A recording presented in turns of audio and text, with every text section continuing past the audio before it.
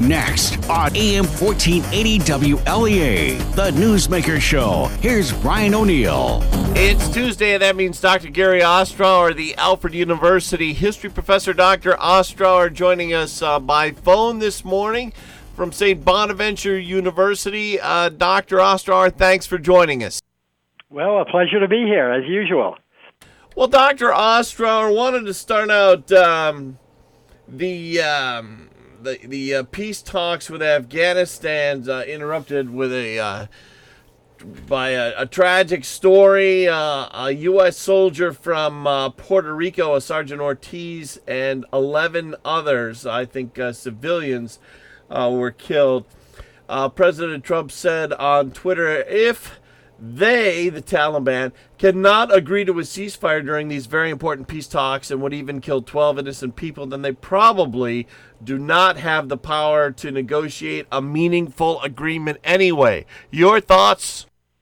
Well, Brian, let me just, if I can interrupt in a way before Sure. I talk about Afghanistan at all.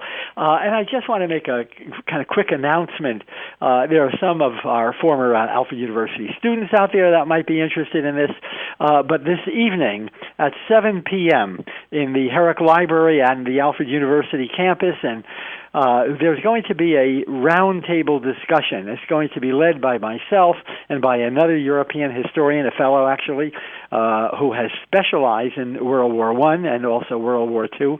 His name is Andrew Kless. He's a member of our history department. And we're going to be talking about the origins of World War II, and I have a hunch that we're going to wind up talking generally about World War II as well. This is open to the public. It's going to be informal. If anyone is interested, you can show up at Herrick Library at 7 p.m., and we would love to accommodate you. Now, going back to Afghanistan, so I think it was Sergeant, am I correct? Ortiz Sergeant was killed. Ortiz, yes. President Trump, therefore, called off the talks with the Afghanistan rebels. Those people are called the Taliban. We have been fighting with them ever since, if I'm not mistaken. Perhaps it was today. Well, almost tomorrow, I guess. In 2001. So we've been involved in this war for close to 19 years, about 18 years or so. And the reason why those talks was called off were not because Sergeant Ortiz was killed. That's the excuse that the administration offered, but that's not the real reason. The real reason is that there is some real disagreement, not only between the Americans and the Taliban, but also because the Taliban have objections to meeting in Washington at all. I say Washington, but really meeting in Camp David, Maryland, with the American negotiators. The Taliban, remember, had been in control of Afghanistan back in 2001. They had allowed Al-Qaeda to set up 6 training bases. It was those training bases under the command of Osama bin Laden who they planned and then eventually executed the attack on the World Trade Center, on the Pentagon, and so forth, killed approximately 3,000 Americans, and as I say, with the blessings of the Taliban. But Al-Qaeda and the Taliban are not identical. They have Al-Qaeda is kind of an international terrorist organization. The Taliban are strictly internal. That is to say, their interest is in ruling Afghanistan itself. And what Trump has been trying to do, what the Americans have been trying to do, is to arrange some kind of a settlement with the Taliban that would allow the U.S. to withdraw its troops. We have about 14,000 troops, 12 to 14,000 troops there right now, to withdraw those troops under conditions in which the Taliban would not permit Al-Qaeda to return, so that Al-Qaeda could not do in the future the kind of thing that it did on 9/11. We may have gotten there. It's been a long, long series of negotiations, really approximately 3 to 4 years of negotiations with the Taliban. But the Taliban, and this is where things get complicated, really complicated, so I hope I don't, confuse everyone. The Taliban does not trust the existing government of Afghanistan, led by a fellow named Ghani, okay? They don't trust it. They don't even recognize the existence of that government. They claim that that government is illegitimate.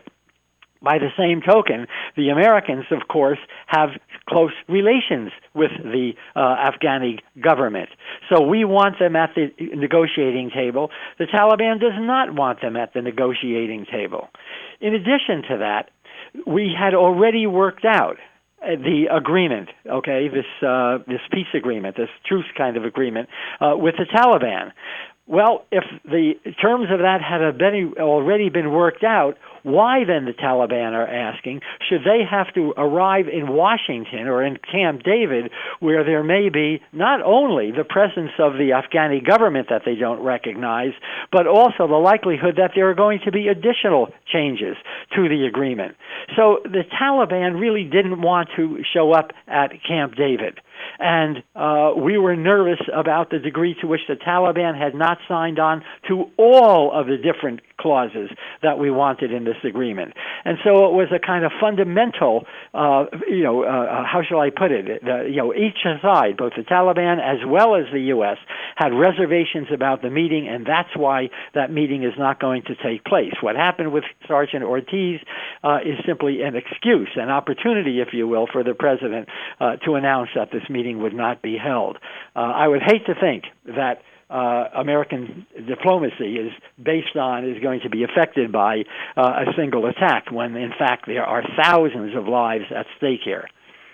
Dr. Ostrower, on the different talk shows, they've played clips of former President Barack Obama talking about how he wanted to get out of Afghanistan, how Obama wanted out.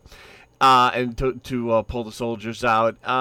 The delay, I believe, has been because of fear of massive loss of lives in Afghanistan among the civilians. There's been talk of the possibility of lots of civilians in Afghanistan being slaughtered if the U.S. leaves. What are your thoughts on that? And is the U.S. obligated to stay for humanitarian reasons? Your thoughts?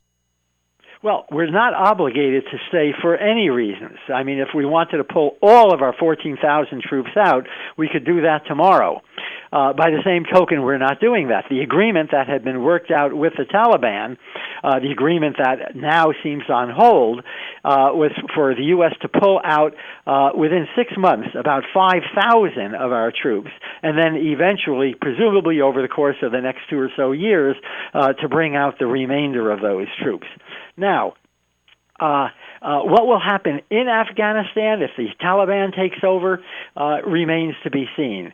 Some of the agreement, apparently, and I say apparently because we don't have all the information that we would like, but some of the agreement apparently was that the Taliban would not take action, would not, how shall I put it, institute reprisals against the Afghani government, and by the same token that they would respect Afghani women. And I say that because the Sharia law really places women in a much more subordinate position than most Afghani women today, at least, would like. For instance, until 2001, while the Taliban ruled in Afghanistan, Afghani women were not allowed to be outside without male accompaniment. They were not allowed to be educated, so they were not simply, they were illiterate. They were not allowed to attend either private or public schools. And since 2001, since the Taliban were ousted by the U.S. As the government there, Afghani women have indeed been educated. So women have a huge stake in what's going to happen right now. Now let's assume for the moment that the Taliban have said, all right, we will allow women to be outside without males being accompanying them, and we will allow those women to be educated. Will the Taliban in fact respect that in the future? And the answer is, we don't know, okay? I certainly wouldn't trust them to do that any more than when the North Vietnamese agreed way back in 1972 when we were trying to negotiate a truce, a kind of peace in Vietnam. The North Vietnamese said, all right, we will stand still. We will not further advance our armies in South Vietnam. Well, the United States left, and within 2 years, the North Vietnamese launched a major offensive in South Vietnam. Vietnam, and of course South Vietnam was unified under the communist North Vietnam. In other words, they didn't keep their promises. Well, I don't have any reason to think that the Taliban, once we are gone, once every American soldier has left, I have no reason to think that the Taliban will keep their promises. But I may be wrong, okay? I'm often wrong when it comes to predicting the future, just like most of us are. Talking to Dr. Gary Ostrower live on Newsmaker today. This is kind of interesting, Dr. Ostrower. There's an article on Fox News about how last night George Soros, of all people, put out an op-ed in the Wall Street Journal praising President Donald Trump. I know that sounds surprising, but that's what it says.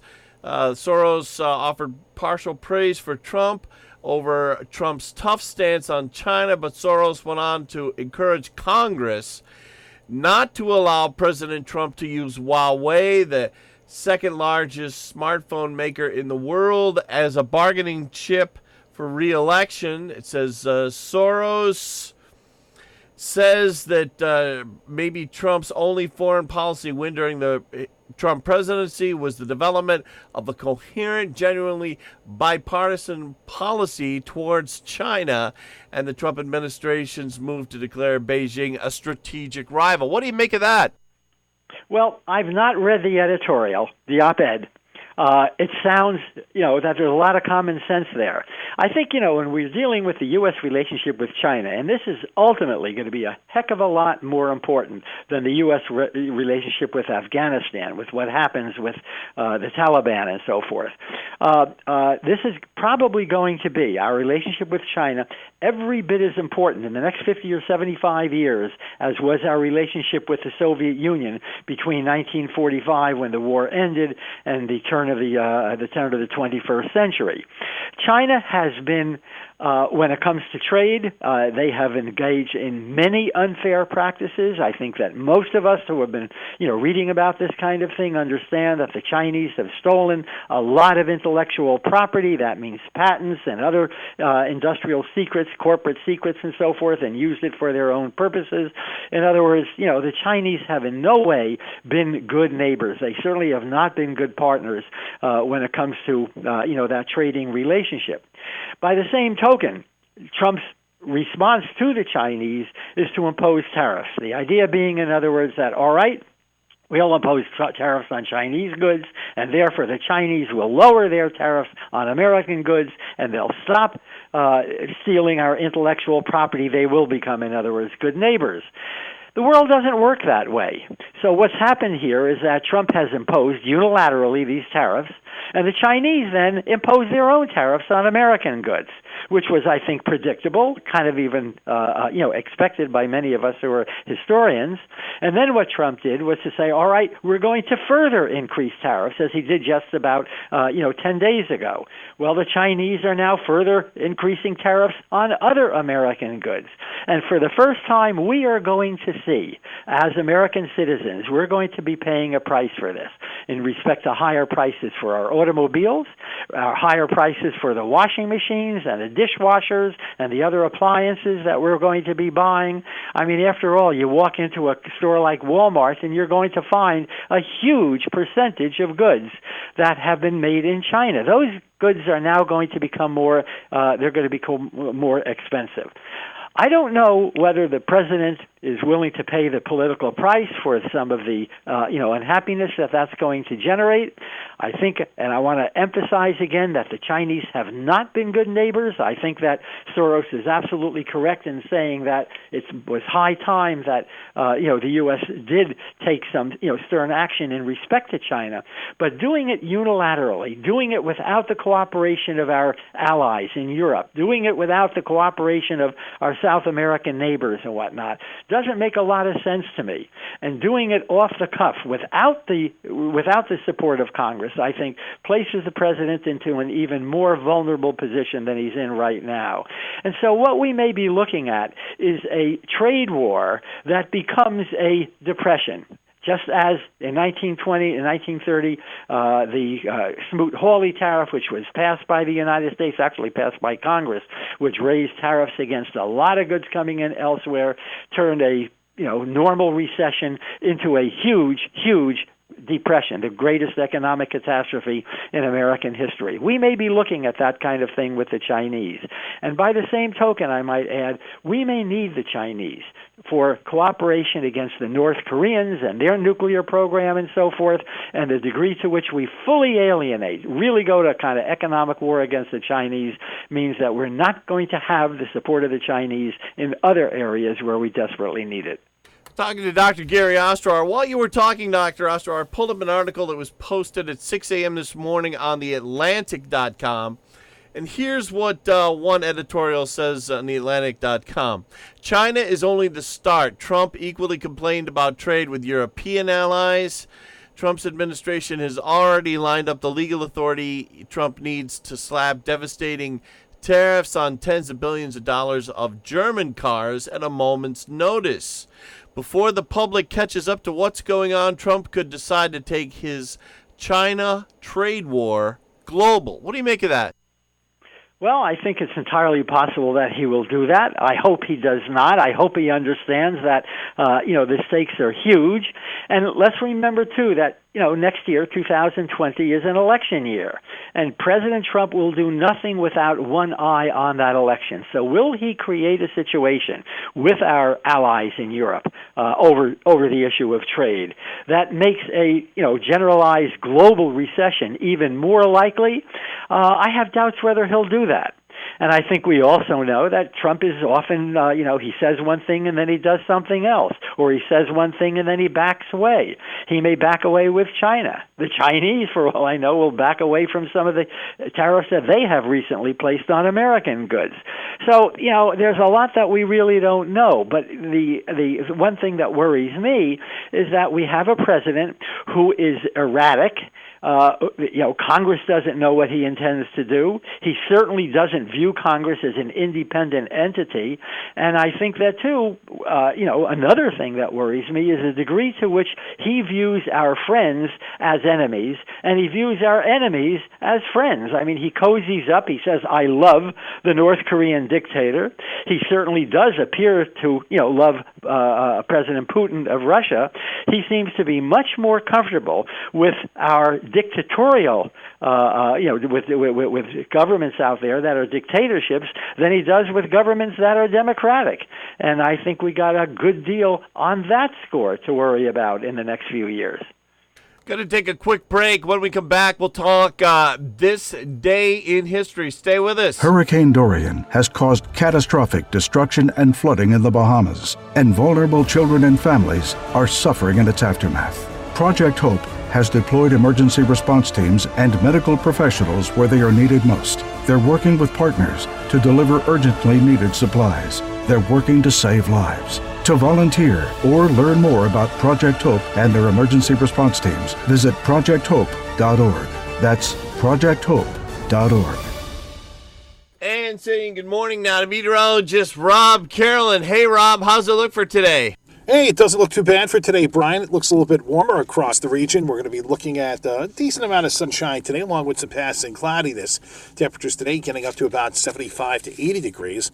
It was a rather chilly morning in the northern part of the state. Saranac Lake got down to 32 degrees this morning, and they're currently sitting at 33. We won't be that cold anytime soon. Sunrise early this morning was at 6:46. The sun will set tonight at 7:29. Tonight we're going to be partly cloudy and mild. Overnight lows are going to be somewhere between 60 and 65. Some sun for tomorrow. There's the threat of a shower or a thunderstorm in the afternoon. Highs tomorrow 80 to 85. Looking ahead to Thursday, we'll have clouds and showers at 70 to 75. Still a risk of a few showers around both Friday and Saturday, Brian, as we warm up heading into the weekend. Thank you, Rob. This day in history, Dr. Gary Ostrower. Well, among other things that happened on September 10th was that in the year 1608, so we're talking about 400 years ago, a fellow by the name of John Smith, most of us have heard that name, John Smith in the English colony of Jamestown, took over, and had he not taken over that colony, when I say taken over, he became effectively the governor of that little colony called Jamestown. Had he not taken over Jamestown, my hunch is that Jamestown would have failed, that the English colonization of Virginia would have failed, at least at that point, and in that sense, our history might have turned out to be a good deal different than it did. The English sent an expedition to Jamestown the previous year. When I say the English, I'm talking about a private company called the Virginia Company, sent an expedition. About 144 men left England. They were all men. There were no women. Okay, 144 of them left England. About 105 of them arrived in Jamestown alive. And by the next spring, in the spring of 1608, and this is where things get really dire, by the spring of 1608, only about 45 of those men were still alive. Most of them had died from either starvation or they had died from disease, including dysentery, because they did not have supplies of fresh water that would have kept them healthy and alive. So the Jamestown colony was on the verge of extinction, and it was at that point that the Virginia Company sent another group over here. That other group included John Smith, and he turned out to be a remarkably effective leader. He took control of the colony, he ruled with sort of an iron hand, and he kept the place going. Not very, it wasn't exactly thriving, but at least the colony did not disappear. And I think most of us are aware that John Smith claimed that his life was saved by Pocahontas when the Indians who inhabited that area, there was an Indian chief named Powhatan, had intended to execute John Smith. Now, can he be believed? I mean, how do we really know that this really happened? And the answer is he probably was telling the truth. I say that because John Smith he had kept a journal of all of his travels. He had spent time in Hungary. He had spent time in what today would be Germany. Of course, he spent a lot of time in England. And what we find is that while a lot of his stories are exaggerated, they do contain a basis of truth. That is to say, they seem to be corroborated by yet others who have, written about similar episodes. So, was his life really saved by Pocahontas? My hunch is that, it probably was, but, no one is going to be sure. In either case, John Smith then returned back to England the following year in 1609. Once again, Jamestown was on the verge of extinction, and I'll tell you two or three things that I find at least kind of interesting about all this. First of all, the company, that is the Virginia Company, then sent another guy by the name of Thomas Dale. And Thomas Dale became the governor now of Virginia for the next 9 years.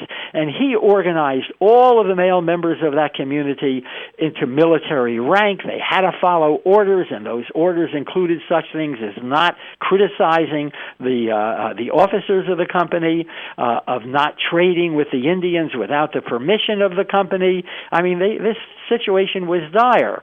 And the penalty for criticizing the officers of the company was death. It was a capital crime. It tells you something about how important they believed it was to maintain order. Secondly, they discovered that they could grow tobacco, and tobacco became immensely popular in England. And so the prices of tobacco just shot up. It really, in other words, it made a lot of those guys in Jamestown rich. But by the same token, they were so intent on on producing tobacco that they grew it in their front yards, they grew it in their backyards, they grew it in the streets. And what that meant was that they were not growing the very thing that they needed to survive, which is called corn, which is wheat, which is other foodstuffs.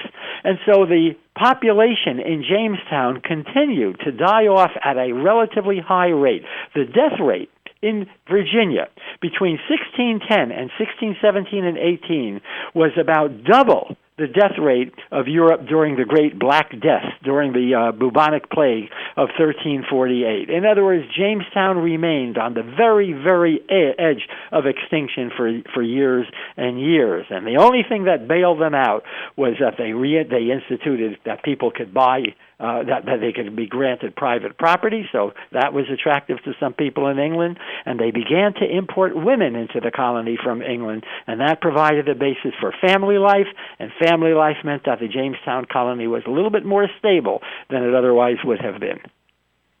Dr. Ostrower, with that, we have to go. As always, thank you for joining us. My pleasure. We'll talk about a little history next week as well.